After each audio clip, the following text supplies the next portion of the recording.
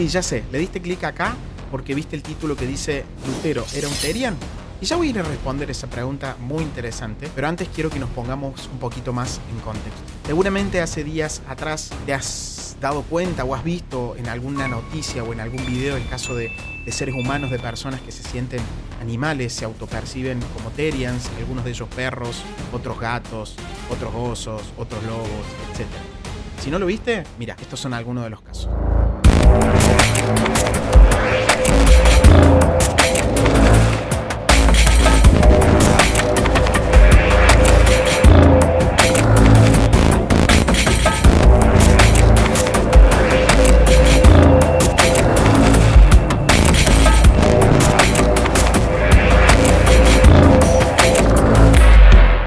Ahora bien, seguramente has pensado esto es una locura.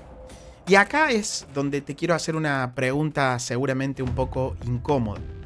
La pregunta es, ¿qué principio filosófico permite que alguien diga o piense semejante cosa?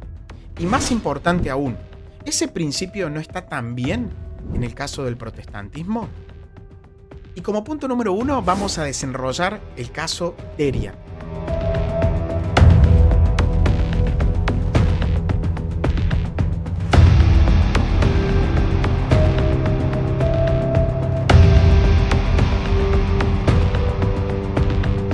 Primero, ante todo, necesitamos claridad. La claridad que nos dirige a saber que un terian no está jugando. Un terian no es cosplay, sino que el terian, entre comillas, que es una persona, ciertamente dice algo muy preciso. Dice, biológicamente soy humano, pero en mi identidad interior soy un animal. Ahora, la pregunta es, ¿dónde está la autoridad final? ¿En la realidad objetiva o en la autopercepción? Ahora, la respuesta es evidente, en la autopercepción. La realidad externa queda subordinada a lo que yo experimento interiormente. Eso se llama subjetivismo. Y esto nos lleva al bloque número 2. Ahora, vamos al protestantismo. El protestantismo nace en el siglo XVI de la mano de Martín Lutero con unos principios centrales inamovibles. Algunos de ellos son la sola escritura, el libre examen y la conciencia individual como tribunal último. Ahora, te hago una pregunta directa. Si dos creyentes leen la misma Biblia y llegan a conclusiones opuestas, ¿quién tiene la autoridad final? ¿La iglesia fundada por Cristo o la conciencia individual del sujeto? Claramente, en la práctica, la respuesta es clara. La interpretación subjetiva del individuo. Y esto nos lleva al punto número 3. El paralelismo que nadie quiere ver.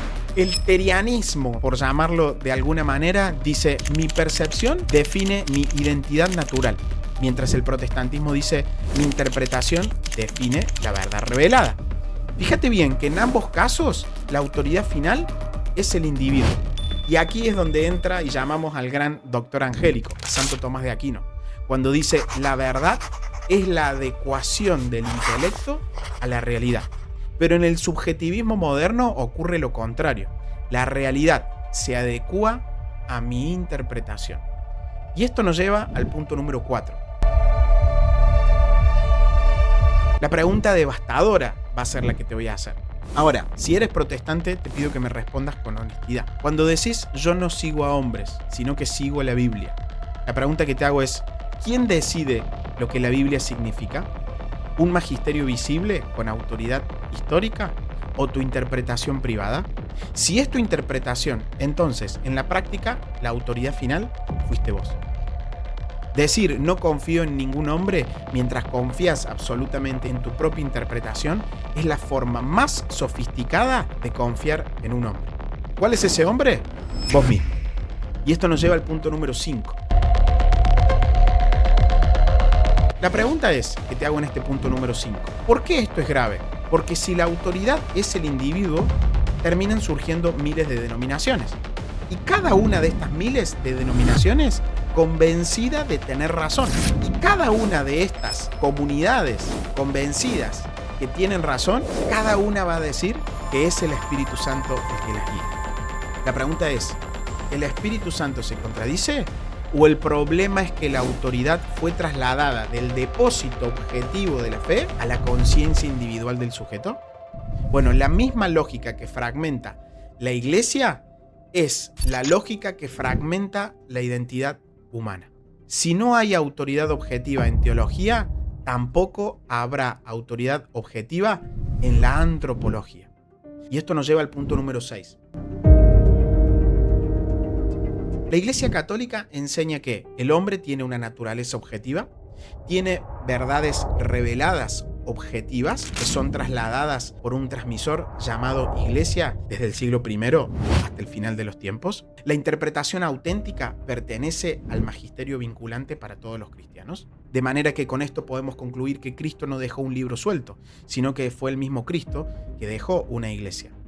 Pero esta iglesia no es algo abstracto, no es algo solamente invisible, sino que es visible, con autoridad, con sacramentos y con una sucesión apostólica. Cuando hubo herejías, como el arrianismo, no se resolvieron bajo interpretaciones privadas, sino que se resolvió en concilios, porque la verdad no depende del individuo. La verdad es trasladada desde Cristo hasta el final de los tiempos por una misma iglesia. Y esto nos lleva al penúltimo punto.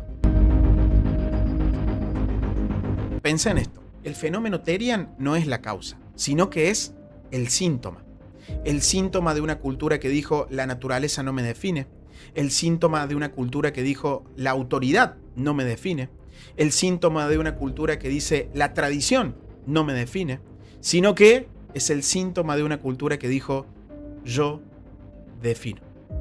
Muy semejante a Génesis 3, cuando la serpiente dijo y seréis como dioses. Tristemente esto es lo mismo que pasa en el protestantismo. Aunque no se lo quiera, participa de un mismo principio. ¿Cuál es este principio? La autoridad final está en la conciencia individual. Ahora bien, muchos protestantes en este punto van a decir, nosotros sí tenemos tradición, nosotros sí tenemos autoridades, nosotros sí tenemos pastores, sínodos y confesiones históricas. Perfecto, pero esto requiere un análisis con calma. Y esto lo podemos develar con una pregunta muy simple. ¿Esa tradición a la cual te referís como protestante es infalible? ¿Esa autoridad tiene poder vinculante universal? ¿O puede ser corregida por la interpretación individual de cada quien? No me lo respondas tan rápido. Pensalo, reflexionalo y te vas a dar cuenta que la respuesta es una sola. Porque en el momento en el que el creyente dice respeto a mi pastor, pero si veo en la Biblia que está equivocado, lo corrijo. Entonces la autoridad final no es el pastor, sino que es la interpretación personal. Y si una confesión histórica puede ser revisada, modificada o incluso abandonada, entonces no es autoridad última y mucho menos autoridad divina. Esa autoridad es subordinada. ¿Y subordinada a qué? Bueno, subordinada a la conciencia individual iluminada por la misma lectura bíblica. En el protestantismo la tradición no es constitutiva. La tradición no es vinculante en sentido absoluto. La tradición es siempre reformable. La autoridad es siempre revocable. Y si una autoridad que puede ser revocada por el individuo no es autoridad última, es simplemente un asesoramiento. Aunque haya estructuras externas, aunque haya historia, aunque haya jerarquías, ninguna de estas instancias es ontológicamente definitiva. Todas están subordinadas, en última instancia, al juicio personal e individual del sujeto. Y ahí es donde volvemos al núcleo. Cuando la autoridad última está en el individuo, aunque haya formas externas de orden, el fundamento sigue siendo el yo. Y cuando el yo se vuelve autoridad última, la verdad se fragmenta. Y cuando la verdad se fragmenta, la comunidad se fragmenta. Y cuando la comunidad se fragmenta, la autoridad objetiva se diluye. Y cuando la autoridad objetiva se diluye, la realidad se diluye. Y cuando la realidad se diluye, el hombre deja de saber quién es. Y cuando el hombre deja de saber quién es, puede decir que es un perro, un gato, un lobo o un oso. Y acá seguramente estabas esperando lo que dice el título del vídeo. Vamos a responder la pregunta. ¿Lutero era un Therian? La respuesta es ciertamente no. Lutero no se identificaba como un animal. No confundamos categorías. Pero ahora viene la pregunta profunda. ¿El principio que coloca la conciencia individual como instancia última no es el mismo principio que siglos después permite que la identidad se vuelva autodefinición absoluta? Lutero no decía, soy un lobo, soy un perro, soy un gato. Pero sí institucionalizó algo nuevo en la historia cristiana. El desplazamiento de la autoridad visible hacia la conciencia individual frente a un texto. Primero fue yo interpreto la escritura, después fue yo determino la doctrina, después fue yo defino la moral y después fue yo defino mi identidad. Y cuando ese principio se radicaliza culturalmente, la subjetividad termina ocupando el trono. Entonces, la miniatura pregunta, ¿Lutero era terian? La respuesta honesta es no. Pero el giro hacia la autointerpretación es la grieta histórica, que, llevada a su extremo moderno, hace posible que alguien diga, yo soy lo que siento que soy. Yo soy lo que mi experiencia personal me diga. Y si la verdad no está anclada fuera de mí, termina estando en mí. Y esa no es la realidad de la iglesia. La realidad cristiana se recibe, se abraza y se traslada. No la define el individuo. Y con esto cierro. Esto no es para burlarse de nadie. Muchos protestantes aman sinceramente a Cristo. Muchos terians, entre comillas, están confundidos y necesitan ayuda. Pero la pregunta es esta. ¿Queremos una fe basada en la autointerpretación o una fe anclada en una autoridad que no depende de nosotros? Porque si la verdad depende de mí, entonces yo soy el fundamento. Y la Biblia no dice que yo soy el fundamento. La Biblia dice que la iglesia es columna y fundamento de la verdad. Esto se lo enseñó muy bien Pablo a Timoteo en su primera carta, capítulo 3, versículo 15. Y el cristianismo no está fundado en mí. El cristianismo está fundado en Cristo. Y Cristo fundó una iglesia. Que Dios te bendiga.